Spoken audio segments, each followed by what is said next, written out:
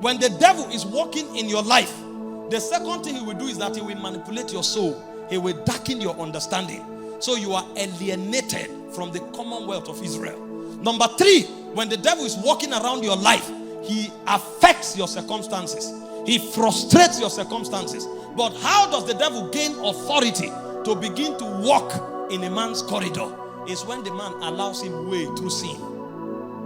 So the first and primary work of the devil is to allow men stray away in rebellion. The reason every man became vulnerable to sickness is because all of us strayed away from God. In Isaiah chapter 53, from verse 6, it said, all we like sheep have strayed away. Every man have gone his own way. The moment we strayed away in iniquity, we opened ourselves up to the devil. And one way the devil manifests his powers and attributes is through sickness. When the devil takes authority over your life, there are 2 ways he brings sickness to you. Number 1, he brings it directly. The devil can attack you directly if he has authority over you. In John chapter 9, from verse 1 to verse 9 to verse 3, let me stop there. The disciples met Jesus because they met a man who was born blind. And they said, who sinned that this man was born blind? And Jesus said, nay.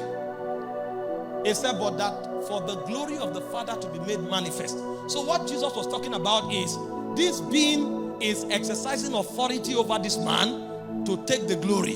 So I will come with another form of authority to disarm this authority so that I will shift the glory to the Father. So when a man is healed, it's actually a way of glorifying the Father. And Jesus came with a superior authority.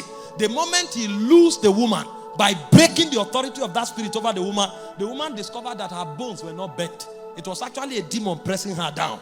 And she could naturally stand up. What happened?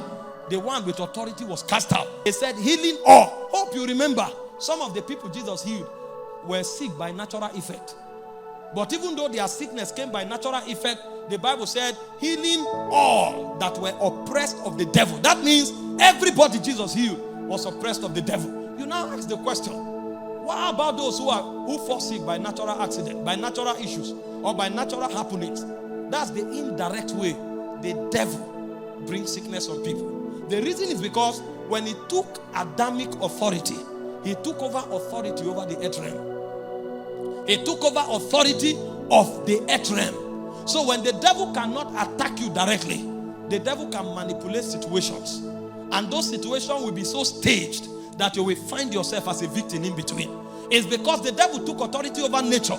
That's why people have accidents. That's why that's why water, river can overflow. That's why earthquakes can happen. Because he is now the governor of the earth realm. And because he rules the earth realm, he can manipulate situations to make you a victim. So whether you had that issue by accident or you had that issue because a demon was oppressing you, it is all an oppression of the devil. And when we show up, the first point of contact is the devil. When you know this, you will be ready to take the first step into divine healing. And that first step is that you will begin to wage war over demons. So you wake up in the morning, your head is aching. Before you begin to think about the pain, you first of all search around any demon playing around your head. You begin to deal with the matter from the foundation of the problem.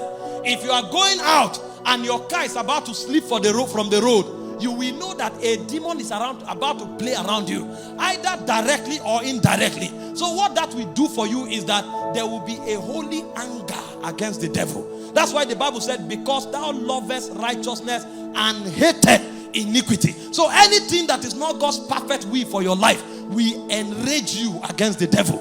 Many people are sick today because they are calm. They are going through crisis. They say, well, it is well, I will be fine. There is nothing well.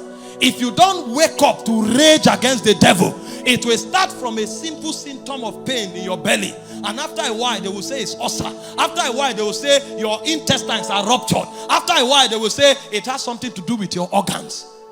Why? Because when it started, you handled the devil with kid's glove. And the devil knows that, okay, this one is not ready for war. And because this one is not ready for war, I've taken 1 centimeter. Let me take 100 meters.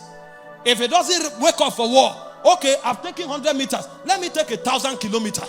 And it begins from headache to tumor in the brain, and it goes from tumor in the brain to grave. Because the person did not know that even though it looks like a natural occurrence, the devil is involved. But when a man understands that every sickness is a product of the work of the devil, the moment the least thing happened to him, he wakes up in anger. He wakes up in aggression. Such a man, even the devil knows that coming around his borders is a risk.